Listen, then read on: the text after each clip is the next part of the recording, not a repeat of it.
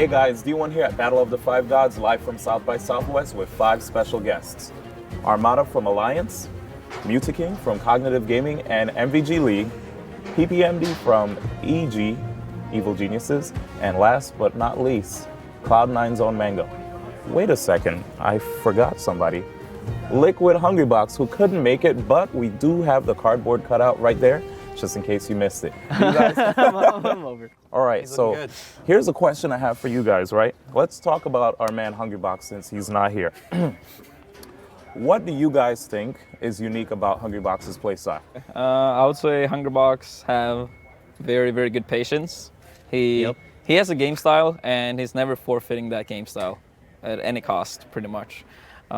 He's not going for like risky stuff. He's going for whatever he thinks is the most practical option a lot of times. So he's the only Puff, so since everybody else that was like Mango quit Puff a long time ago, so like his style was like unique. Like he would go for like the hard reads, and Hungrybox usually tries to play it safe. Like I say, this is a lot more civil than how we were just talking. But anyway, Let's go. Hungrybox, I think he's a guy that likes to be comfortable. I think he's a guy that likes being in his own space, like playing his own game, take his time. Then finally, when he starts feeling more comfortable with how things are going with the flow of the match, and he slowed the other person down, he likes to go in. And if you start disturbing that pace, I think he can get kind of flustered. If you can threaten him in a lot of different ways, it's tough because his defense is really good. It's what he practices a lot. But as a person and player, that tends to be like kind of Armada said, the strength and weakness of him. I think pretty much what Adam said, nailed it pretty well. He's always like you kind of know what he's gonna do, but it's what he's doing is very safe. So it's like you see it coming, but it's like I can't really do much about it right now. So it's all about picking your spots with him. And he's kind of probably more of an annoying player, just the way he plays.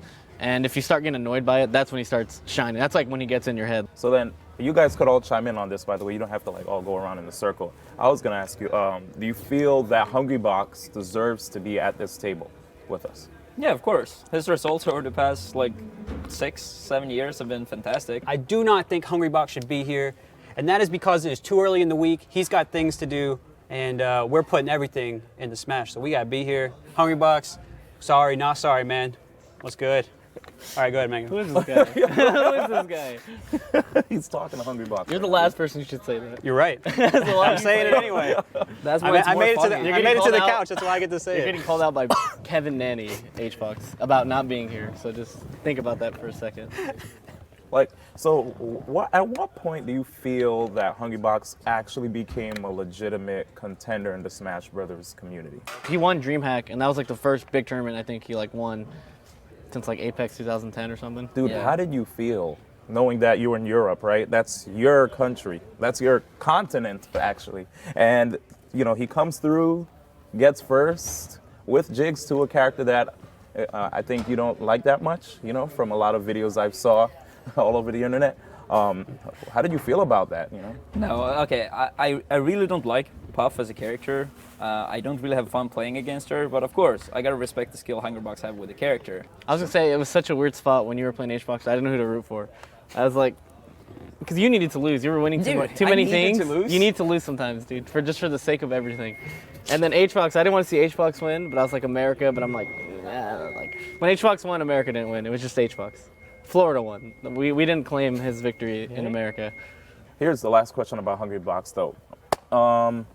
How do you feel about Hungrybox outside of the game as a person, and how do you feel that relates to him like in the game?